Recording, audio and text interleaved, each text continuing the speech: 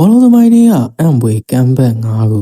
ဘောလုံးမှာဘလို့မှမဖြစ်နိုင်တော့ဘူးလို့ထင်နေတဲ့ချိန်အံ့ဩစရာပြောင်းလဲတွေဖြစ်လာတတ်ပါတယ်ဒီနေ့မှာတော့ဘောလုံးသမိုင်းတွေကအံ့ဖွယ်ကမ်းဘက်၅ခုအကြောင်းကိုပြောပြသွားမှာဖြစ်ပါတယ်နံပါတ်5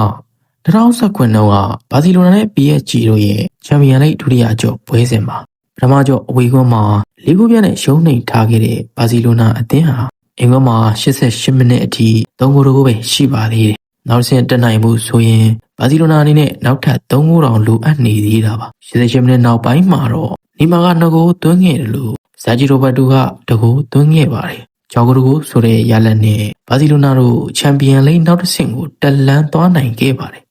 နံပါတ်4 1999ခုနှစ်ကမန်ယူနဲ့ဘိုင်ယန်မြူနစ်တို့ရဲ့ချန်ပီယံလိဂ်ပိုလူဝဲပါမိနစ်90မှာဘိုင်ယန်ကတကူဂိုးမရှိနဲ့ဦးဆောင်နေပြီးစူကလားတောင်ချထားပြီးပါပြီဒါပေမဲ့အချိန်ပေါ်မှာတောင်းငံဘောနှစ်ခုကနေ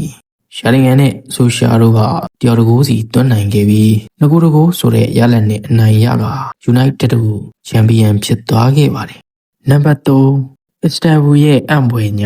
2005ခုနှစ်ကလီဗာပူးနဲ့ AC မီလန်တို့ရဲ့ချန်ပီယံလိဂ်ပိုလူဝဲမှာလီဗာပူးကပထမပိုင်းအပြီး3ဂိုးမရှိနဲ့ရှုံးထားခဲ့ပါတယ်ပရိသတ်တွေကတော့လှည့်ပြန်ကျင်နေကြပါပြီဒါပေမဲ့ဒုတိယပိုင်းမှာတော့ကျရက်ရဲ့ခေါင်းတိုက်3ဂိုးတကူနဲ့အတူ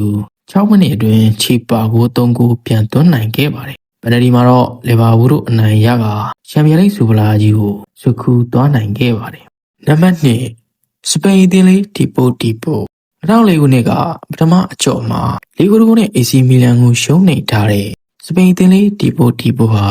ဒုတိယကျော့အိမ်ကွင်းမှာ3ဂိုးအနည်းဆုံးသွင်းဖို့လိုအပ်နေခဲ့တာပါဘယ်သူမှမထင်ထားကြပေမဲ့မီလန်လိုအသင်းကြီးကိုသူတို့သွင်းခဲ့တာက၄ဂိုးမရှိနဲ့ပါဒီပွဲကိုဥရောပတစ်ခုလုံးအံ့အားသင့်သွားခဲ့ရပါတယ်နံပါတ်1ကိုတော့2005ခုနှစ်အစ္စတန်ဘူရဲ့အံ့ဖွယ်ညကိုပဲထပ်ထားခြင်းပါတယ်သုံးကပြတ်ရှုံးကနေတည်ကြခဲ့တယ်လို့ချန်ပီယံမှာဖြစ်သွားခဲ့တဲ့ဒီညကိုလီဗာပူးပရိသတ်တွေအနေနဲ့ခုတည်းထိမှတ်မိနေလိမ့်မယ်လို့ထင်ပါတယ်ဒါဘောလုံးရဲ့အမှန်တကယ်မော်ဆန်ခဲ့တဲ့အခိုက်အတန့်တွေပါပဲဒါကြောင့်ဘောလုံးဟာဘယ်ချိန်မှမဆိုမဖြစ်နိုင်ဘူးလို့ထင်ထားတဲ့အရာတွေလည်းဖြစ်သွားတတ်ပါတယ်